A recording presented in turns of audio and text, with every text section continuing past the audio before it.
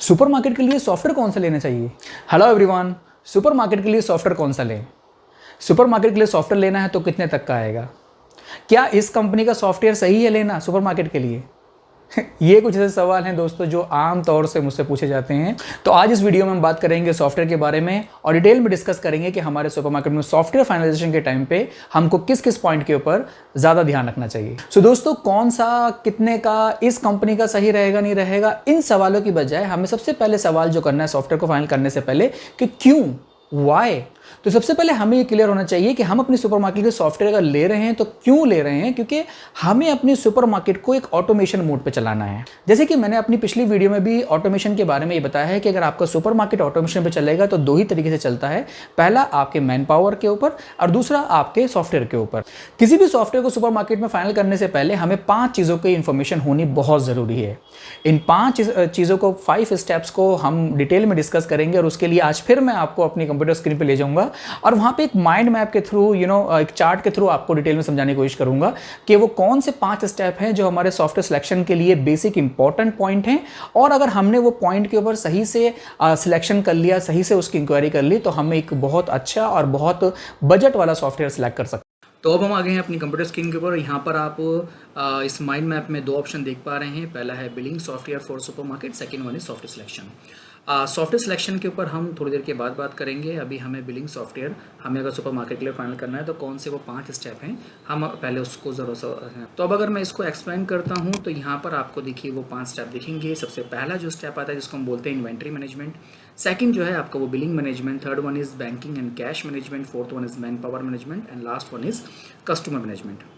6 एक पॉइंट है जो मैं आपको इन सब पॉइंट के ख़त्म होने के बाद में एक्सप्लेन करूंगा। सो इन्वेंट्री मैनेजमेंट में कौन कौन से पॉइंट हैं जिसको हमें अपने सॉफ्टवेयर के अंदर नोटिस करना है, जिसमें से कुछ एक पॉइंट हमने यहाँ हाईलाइट करे हैं। सारे पॉइंट को हाईलाइट करना बहुत मुश्किल है क्योंकि हर एक सॉफ्टवेयर के अंदर बहुत सारी डिटेल में चीज़ें होती हैं। मेजर पॉइंट आपको यहाँ पता चलेंगे। जैसे कि इन्वेंट्री में सबसे पहला जो पॉइंट अगर आना चाहिए हमारा वो है order procurement, then vendor management, price control, loose product packaging module, real time reporting, stock updates, MIS reporting, item master management, forecasting of material, easy implementation and use, और भी बहुत सारे पॉइंट हैं। सो ऑर्डर प्रोक्यूरमेंट के अंदर कौन कौन से मेजर पॉइंट होते हैं जो हमारे सॉफ्टवेयर के अंदर होने चाहिए, उसमें से कुछ ये हैं कि न्यू प्रोडक्ट की एंट्री। जब भी आपके पास सुपरमार्केट में कोई नया प्रोडक्ट आएगा तो उसको एंट्री करना सुपरमार्केट में 2 टाइप से आप कर सकते हैं। पहला, आप उसकी मैनुअल एंट्री करेंगे और दूसरा आपके पास सॉफ्टवेयर के अंदर ये फंक्शन होना चाहिए कि वो इंपोर्ट एक्सपोर्ट का ऑप्शन आपको दे।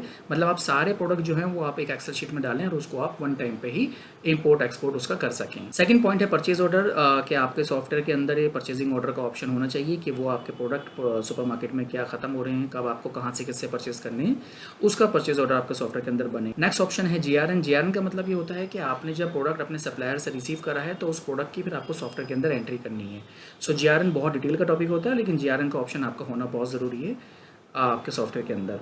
मार्कअप, जो प्राइस होते हैं उस प्राइस का मार्कअप और मार्कडाउन की कैलकुलेशन आपके सॉफ्टवेयर के अंदर ये फंक्शन होना बहुत ज़रूरी है। रिसीविंग ऑफ मटेरियल, प्रोडक्ट जब रिसीव कर रहे हैं तो उसके सारे प्रोसेस उसके अंदर कवर होने चाहिए। रिप्लेसमेंट रिटर्न नोट, क्या आपका कोई प्रोडक्ट अगर आप सुपरमार्केट से बाहर अपने वेंडर को वापस दे रहे हैं, उसका कुछ रिप्लेसमेंट ले रहे हैं, तो उसकी कंप्लीट इन्फॉर्मेशन आप अपने सॉफ्टवेयर के अंदर कर पाएँ, ऐसा आपको ये ऑप्शन आपको उसके अंदर देखना है। बारकोडिंग आपका मोस्टली हर एक सॉफ्टवेयर में होती है, ये ऑप्शन आपके पास उसका होना ही चाहिए। बारकोडिंग आपकी ऑटोमेटिक जो प्रोडक्ट होते हैं उसको स्कैनिंग की फैसिलिटी भी, और साथ साथ अगर आप चाहें किसी नए प्रोडक्ट का जो बारकोड नहीं है, आप खुद जो अपने लूज़ के प्रोडक्ट तैयार करते हैं उसका अगर ऑटोमेटिक बारकोड आपको जनरेट करना है तो वो भी फीचर आपका सॉफ्टवेयर के अंदर होने चाहिए। बहुत सारे और भी पॉइंट हैं ऑर्डर प्रोक्यूरमेंट के अंदर आते हैं, लेकिन जो मेजर पॉइंट आपको देखने हैं वो हमने यहाँ पर हाईलाइट करे हैं।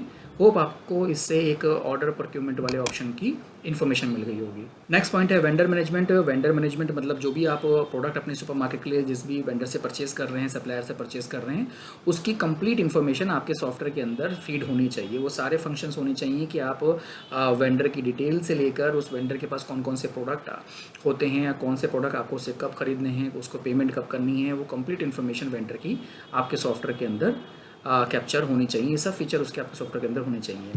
प्राइस कंट्रोल का फीचर आपके सॉफ्टवेयर में होना चाहिए कि आपने फॉर एग्जांपल आज कोई प्रोडक्ट खरीदा है, उस प्रोडक्ट को 100 रुपीज़ का खरीदा है, तो उसके ऊपर आप कितना मार्जिन रख के अपने प्रोडक्ट को बेचना चाहते हैं ताकि वो प्राइस कंट्रोल रहे। साथ साथ ये भी उसके अंदर कुछ फीचर एडिशन होने चाहिए कि आज आपने कोई प्रोडक्ट खरीदा है और वो प्रोडक्ट को आप चाहते हैं 100 रुपीज़ का प्रोडक्ट है और आप चाहते हैं कि उसको आप सिर्फ 2% मार्जिन रख के ही बेचेंगे अगले 3 दिन तक के लिए। सो ऑटोमेटिकली आप सिस्टम के अंदर ये ऐसा ऑप्शन होना चाहिए कि आप उस सिस्टम को ये बताएं कि अगले 3 दिन तक ये प्रोडक्ट जो है मेरा इस प्राइस में बिकेगा और फ़ौरन उस टाइम के बाद ये प्रोडक्ट दोबारा से मेरा वही 5%, 7%, 10%, 12% जो भी आप मार्जिन चाहते हैं उस पर वो कन्वर्ट हो जाए। मतलब मैनुअली आपको कुछ नहीं करना है, सॉफ्टवेयर ही आपके प्राइस कंट्रोल, आपके पूरी सुपरमार्केट के प्राइसिंग को संभालेगा। लूज प्रोडक्ट की पैकेजिंग मॉड्यूल के जो भी आप लूज प्रोडक्ट आप अपने सुपरमार्केट में लेके आते हैं, दाल चावल वगैरह जितने भी प्रोडक्ट होते हैं, उनको अगर आप अपनी पैकेजिंग में करके बेच रहे हैं तो उसकी पूरी इन्फॉर्मेशन आपके सॉफ्टवेयर के अंदर कैप्चर होनी चाहिए। फॉर एग्जांपल आपने 100 kg दाल परचेस करी कहीं से और करने के बाद उसको आपने 25 kg दाल को, सेम दाल को आपने हाफ kg के पैकेट के अंदर कन्वर्ट कर दिया और वहीं आपने 25 kg को आपने 1 kg के अंदर कन्वर्ट कर दिया और रिमेनिंग जो 50 kg आप वो लूज में बेचना चाहते हैं। सो नेक्स्ट पॉइंट है real time reporting. Real time का रिपोर्टिंग का मतलब यही है कि आपका जो भी एंट्री आप सॉफ्टवेयर के अंदर कर रहे हैं तो वो हाथों हाथ आपकी वहाँ सेव हो और हाथों हाथ ही आपके कैशियर को वहाँ पर उसकी रिकॉर्ड दिखता रहे। उसके बाद आता है स्टॉक अपडेट कि आपका जितना भी स्टॉक आया है वो कंप्लीट आपका सॉफ्टवेयर के अंदर अपडेट होना चाहिए। उसके रिलेटेड जितने भी ऑप्शंस होते हैं, आपके पॉइंट्स होते हैं, वो सारे के सारे पॉइंट्स आपके सॉफ्टवेयर के अंदर होने चाहिए। MIS रिपोर्टिंग का मतलब ये होता है कि आप का जो सॉफ्टवेयर है वो सॉफ्टवेयर मैक्सिमम से मैक्सिमम रिपोर्ट आपको दे पाए। जितनी ज़्यादा रिपोर्ट आपका सॉफ्टवेयर आपको प्रोवाइड कराएगा उतनी ज़्यादा आपके पास इंफॉर्मेशन अपनी सुपरमार्केट की होती है और उसी हिसाब से ही आप अपने कस्टमर के साथ, अपने स्टॉक के साथ, अपने मैन पावर के साथ आप नए स्टेप और इम्प्रूवमेंट स्टेप अपने ले सकते हैं। तो यहाँ पर हम देख लेते हैं कि हमारी MS रिपोर्टिंग के अंदर कौन कौन सी बेसिक रिपोर्ट्स की हमें ज़रूरत पड़ती है।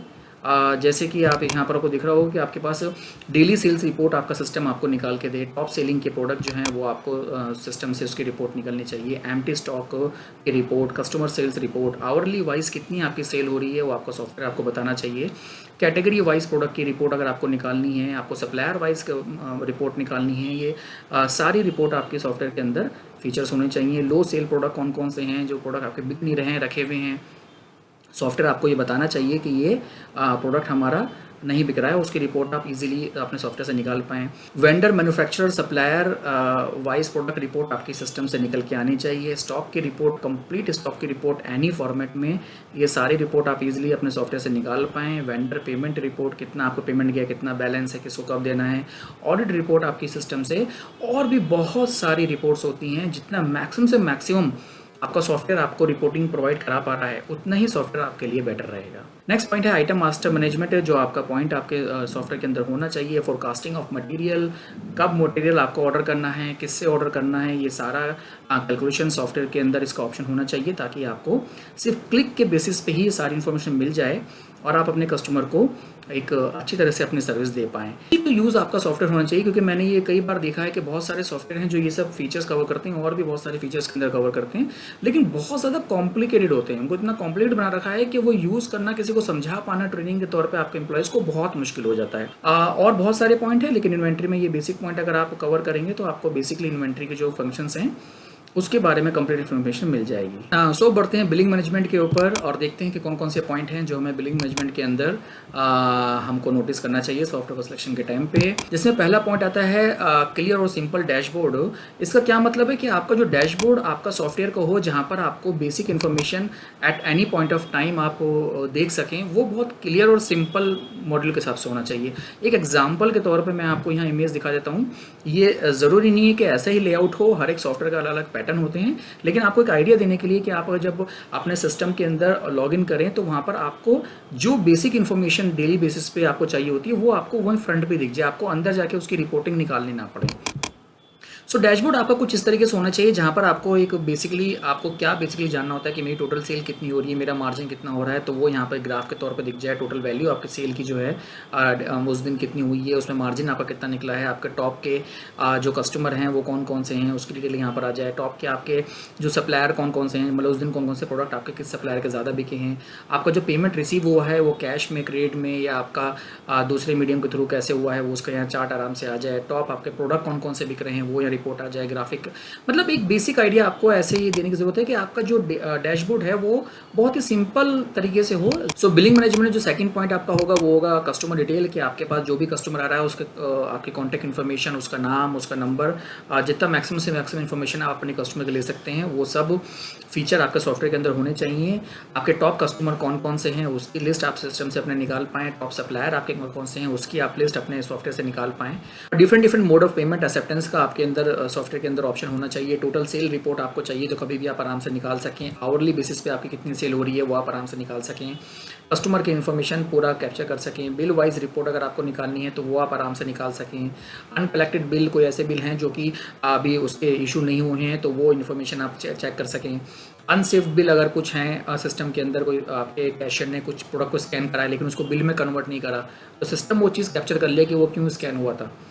मैनुअल बिलिंग अगर हो गई है, फॉर एग्जांपल किसी बेसिस पे आपका सॉफ्टवेयर काम नहीं कर रहा है, स्कैनिंग काम नहीं कर रही है, कस्टमर खड़ा हुआ है, तो वहाँ पर आप मैनुअल टाइप करके उसका बिल निकाल सकें, वो फीचर आपका सॉफ्टवेयर के अंदर होना चाहिए। फ्री प्रोडक्ट अगर कोई है आपको जो प्रोडक्ट के साथ अपने कस्टमर को देना है तो उसकी एंट्री कंप्लीट इन्फॉर्मेशन आपका सॉफ्टवेयर कवर करे। काउंटर वाइज आपका जो सेल है वो सॉफ्टवेयर के अंदर कवर होना चाहिए। अगर एक काउंटर, दो काउंटर, जितने भी काउंटर आपने लगा रखे हैं उस काउंटर वाइज किस काउंटर से कितनी सेल किसने करी है वो सारी इन्फॉर्मेशन आपके सॉफ्टवेयर के अंदर कवर होनी चाहिए। बिल काउंटर वाइज कितने बने हैं, कैसे हुए हैं, उसका क्या डोमिनेशन है, वो सब इन्फॉर्मेशन आपके सॉफ्टवेयर को कवर करनी चाहिए। कैश डिनोमिनेशन की रिपोर्ट आपके सॉफ्टवेयर के अंदर निकलनी चाहिए कि आपके पास जो भी कैश आ रहा है वो किस पैटर्न में आ रहा है। एक्सपेंसेस आपके स्टोर के अंदर क्या हो रहे हैं उसकी डिटेल आपका सॉफ्टवेयर कवर करना चाहिए। कैशियर की रिपोर्ट टोटल आप अपने सॉफ्टवेयर के अंदर कवर कर पाएँ। और भी बहुत सारे पॉइंट हैं लेकिन कुछ ऐसे इंपॉर्टेंट पॉइंट जो कि मैंने यहाँ हाईलाइट करें हैं जो बिलिंग मैनेजमेंट के अंदर होने इंपॉर्टेंट हैं। तो अब हम मूव करते हैं बैंकिंग और कैश मैनेजमेंट के ऊपर कि उस मॉड्यूल के अंदर हमको क्या क्या चीज़ें देखनी है अपने सॉफ्टवेयर के अंदर। इसको हम एक्सपेंड करते हैं और देखते हैं कौन कौन से वो पॉइंट हैं जो हमें अपने बैंकिंग और मैनेजमेंट के अंदर हमारे सॉफ्टवेयर के अंदर होनी चाहिए। जैसे कि आपका डेली बेसिस पे कैश आपका कितना आ रहा है, सॉफ्टवेयर उसको पूरा कैप्चर करना चाहिए। आपके डिनोमिनेशंस वगैरह कितने हैं वो सब इन्फॉर्मेशन चाहिए। सो बढ़ते हैं अब नेक्स्ट पॉइंट के ऊपर जिसको हम बोलते हैं मैन पावर मैनेजमेंट। तो मैन पावर मैनेजमेंट में हमारे कौन कौन से पॉइंट हैं जो हमारा सॉफ्टवेयर को कवर करना है, उसमें कुछ बेसिक पॉइंट के ऊपर हमने हाईलाइट करा है। देखते हैं कौन कौन से पॉइंट हैं वो। जैसे फॉर एग्जांपल आपका एम्प्लॉय की इन्फो, कंप्लीट एम्प्लॉय की जो इन्फॉर्मेशन है वो आपके सॉफ्टवेयर के अंदर कैप्चर होनी चाहिए। रोल्स एंड रिस्पॉन्सिबिलिटी आपके एम्प्लॉयज़ की क्या हैं, आपकी अटेंडेंस वगैरह जो एम्प्लॉयज़ की हो रही हैं वो आपके सॉफ्टवेयर के अंदर ही अगर अटेंडेंस का मॉड्यूल है तो बहुत अच्छी बात है। सैलरीज़ आपकी क्या है, उनकी डिटेल वगैरह, आपको कब छुट्टी कर रहे हैं उसका आपसे क्या सैलरी बन रही है वो सारा इन्फॉर्मेशन इसके अंदर आनी चाहिए। रिपोर्टिंग स्ट्रक्चर आपके एम्प्लॉयज़ का क्या है वो सब आपके मैन पावर मैनेजमेंट के अंदर आपके सॉफ्टवेयर के अंदर होना चाहिए। सो नेक्स्ट पॉइंट है हमारा कस्टमर मैनेजमेंट। कस्टमर मैनेजमेंट के अंदर जो हमारे पॉइंट आते हैं वो है आपके कस्टमर डिटेल, कि हमारे कस्टमर की सारी इन्फॉर्मेशन जो भी हम कस्टमर से लेंगे वो हमारे सॉफ्टवेयर के अंदर सारे ऑप्शन होने चाहिए कि वो कैप्चर करे। कस्टमर की परचेजिंग हिस्ट्री, जैसे जैसे कस्टमर क्या बिलिंग कर रहा है, अगर हमें जब भी अपनी रिपोर्ट निकालनी है तो हम आराम से अपने सॉफ्टवेयर से वो रिपोर्ट निकाल पाएंगे किस कस्टमर ने किस टाइम पे क्या क्या परचेज़ करा है। टॉप कस्टमर कौन कौन से हैं आपके सुपरमार्केट में जो आते हैं उनकी डिटेल अगर आप निकालना चाहें तो अपने सॉफ्टवेयर से निकाल। लोवेस्ट कस्टमर डिटेल आप अपने सॉफ्टवेयर से निकाल पाएँ कि कौन कौन से कस्टमर हैं जो आपके पास रेगुलर बेसिस पे नहीं आ रहे हैं या एक या दो बार आने के बाद रुक गए हैं। आपको रॉयल्टी प्रोग्राम अगर आप कोई अपने कस्टमर के लिए चलाना चाह रहे हैं तो वो उसके अंदर फंक्शन होना चाहिए। मार्केटिंग के प्रोसेस अगर आपको करने हैं तो वो आपके सॉफ्टवेयर के इस मॉड्यूल के अंदर होने चाहिए। कस्टमर सेटिस्फैक्शन रिपोर्ट अगर आपको निकालनी है तो आपका सॉफ्टवेयर वो आपको निकाल के दे दे। अलर्ट मैसेजेस नोटिफिकेशन के अगर आपका सिस्टम के अंदर ये कैपेसिटी होनी चाहिए इस मॉड्यूल के अंदर कस्टमर मैनेजमेंट के अंदर कि कल आपको अगर अपने कस्टमर को कुछ अलर्ट्स भेजने हैं, कुछ मैसेज भेजने हैं या कुछ नोटिफिकेशन के थ्रू उसको इन्फॉर्मेशन भेजनी है, चाहे वो आपकी स्कीम्स की हों या आपके प्रमोशंस की हों या आपकी मार्केटिंग की हों, जैसे भी हों वो सब आपका सॉफ्टवेयर उसके अंदर कवर कर सके। सो बात करते हैं पॉइंट नंबर 6 की। पॉइंट नंबर 6 बेसिकली क्या है कि इसके अंदर एक्स्ट्रा फीचर्स आते हैं सॉफ्टवेयर के अंदर इन 5 आपके जो हमने बात करी पॉइंट के अलावा। तो चलिए बात करते हैं सो एक्स्ट्रा पॉइंट के बारे में कि कौन कौन से वो एक्स्ट्रा पॉइंट हैं जो आपको सॉफ्टवेयर के अंदर आमतौर से लोग ऑफर करते हैं। वो हैं ऑनलाइन एक्सेस। आपको कई सॉफ्टवेयर में मिलेगा कि आपको ऑनलाइन एक्सेस की सपोर्ट मिलती है, आपको टच स्क्रीन का एक पूरा सिस्टम मॉनिटर मिलता है, क्लाउड इंटीग्रेशन का आपको ऑप्शन मिलता है, मोबाइल बिलिंग का ऑप्शन मिलता है, वेट एंड बारकोड का इंटीग्रेशन होते हैं, जीएसटी का पूरा सपोर्ट सॉफ्टवेयर के अंदर आपको मिलती है, व्हाट्सअप सपोर्ट होती है कि कुछ भी इन्फॉर्मेशन है तो वो इमीडिएटली आपके पास सोशल मीडिया के थ्रू, व्हाट्सएप के थ्रू आपके मोबाइल पे आ जाए। इंटीग्रेशन प्रोसेस उसके अंदर सॉफ्टवेयर में आपको एक एडिशनल फंक्शन मिलता है। सेंट्रलाइजेशन होता है कि आपके कई सारे अगर स्टोर्स हैं तो वहाँ पर आपको एक सेंट्रल वे में कैसे आप सारे सबको मैनेज कर पाएँ। वेयर हाउसिंग, अगर आपका स्टोर अलग है और वेयर हाउस अलग है तो उसको आप कैसे आपस में अलाइन कर पाएँ, और भी बहुत सारे पॉइंट होते हैं। लेकिन इन सब पॉइंट को मैंने एक्स्ट्रा में रखा है क्योंकि ये सब वो पॉइंट हैं जो आपको बेसिक ज़रूरत आपको हर जगह नहीं आएगी, लेकिन आपको जो सॉफ्टवेयर कंपनी होती हैं वो इन सब पॉइंटों के ऊपर काफ़ी हाईलाइट करती हैं और इन सब पॉइंटों की वजह से ही आपके सॉफ्टवेयर की कॉस्ट ज़्यादा बढ़ जाती है। सो बात करते हैं सेकेंड पॉइंट की, जो कि है हमारा सॉफ्टवेयर सिलेक्शन। यहाँ पर आप देख पा रहे हैं कि अगर आपका सुपरमार्केट 1500 स्क्वायर फीट तक का प्लान कर रहे हैं, मिनी सुपरमार्केट प्लान कर रहे हैं, तो आपके सॉफ्टवेयर सिलेक्शन क्या होगा। आपका 1500 से 4000 स्क्वायर फीट का प्लान कर रहे हैं तो क्या होगा, और 4000 से ऊपर का अगर कर रहे हैं तो क्या होगा। सो 1500 स्क्वायर फीट के एरिया के अंदर आपके सॉफ्टवेयर के अंदर ये 3 मॉड्यूल हैं तो काफ़ी होते हैं। इन्वेंट्री मैनेजमेंट आपका पूरा कवर होना चाहिए, बिलिंग मैनेजमेंट आपका पूरा कवर होना चाहिए, कस्टमर मैनेजमेंट आपका पूरा कवर होना चाहिए। सेकंड, हमारा 1500 स्क्वायर फीट से 4000 स्क्वायर फीट तक अगर हमारा स्टोर है तो वहाँ पर हमारे पास जो सॉफ्टवेयर के अंदर मॉड्यूल होने चाहिए वो inventory management, billing management, customer management, cash management और मैन पावर मैनेजमेंट, मतलब जिन 5 पॉइंट्स की मैंने बात करी है वो सारे आपके होने बहुत ज़रूरी हैं। And third one is 4000 square feet से अगर ऊपर है तो आपके ये 5 पॉइंट जो हमने बात करें प्लस एक्स्ट्रा जो फीचर हमने बात कर रहे हैं। सो बात करते हैं प्राइसिंग की कि 1500 स्क्वायर फीट तक अगर हमने सॉफ्टवेयर फाइनल कर लिया इन 3 मॉड्यूल के साथ तो उसका कॉस्ट कितना अप्रॉक्सीमेट होना चाहिए। इसका कॉस्ट देखिए वेरी करेगा आपका 2500 रुपये से लेकर 15,000 रुपीज़ तक का। सेकंड, हम बात करें 1500 स्क्वायर फीट से 4000 स्क्वायर फीट का अगर आपका सेंटर है तो उसकी जो कॉस्ट होगी वो 7000 रुपये से लेकर 40,000 रुपये के बीच का ही कोई सॉफ्टवेयर आप प्लान करें। हाँ, और तीसरा, अगर आपका 4000 स्क्वायर फीट से ऊपर का सेंटर है तो आपको सॉफ्टवेयर के ऊपर कितना पैसा लगाना चाहिए अप्रॉक्सीमेटली, जिसमें ये सारे फीचर्स आपके कवर हों, तो वो आपकी कॉस्ट आएगी 25,000 रुपये से लेकर 2 लाख रुपए तक। तो आई होप कि आपको ये चार्ट देखने के बाद समझ में आ गया होगा कि अगर हमें अपने सुपरमार्केट के लिए सॉफ्टवेयर फाइनल करना है तो वो हमें कैसे करना है और क्यों करना है।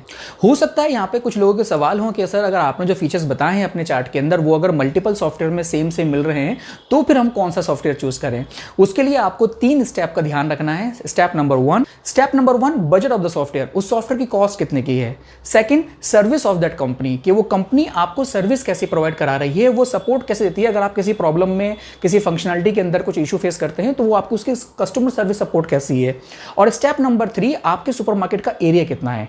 अगर आप इन 3 चीजों के ऊपर ध्यान रखेंगे और आप मल्टीपल, आपको ये सारे फंक्शन, सारी सिमिलरिटी आपको किसी सॉफ्टवेयर में मिल रही है तो ये 3 पॉइंट के ऊपर आप जाके अपने सॉफ्टवेयर को फाइनल कर सकते हैं। आई होप कि आपको ये वीडियो अच्छा लगा होगा। आपके अगर कुछ सवाल हैं तो आप कमेंट कर सकते हैं हमें, और अगर आप इस टॉपिक के बारे में, सॉफ्टवेयर के बारे में या सुपरमार्केट के किसी भी एक ऑपरेशंस के बारे में, सुपरमार्केट कैसे सेटअप करना है उसके बारे में कुछ ज्यादा इन्फॉर्मेशन चाहते हैं तो आपको हमारी कॉन्टैक्ट डिटेल डिस्क्रिप्शन में मिल जाएगी, वहां जाके भी आप हमसे कॉन्टैक्ट कर सकते हैं। मिलते हैं एक नए वीडियो में एक नए टॉपिक के साथ। This is Ali signing off.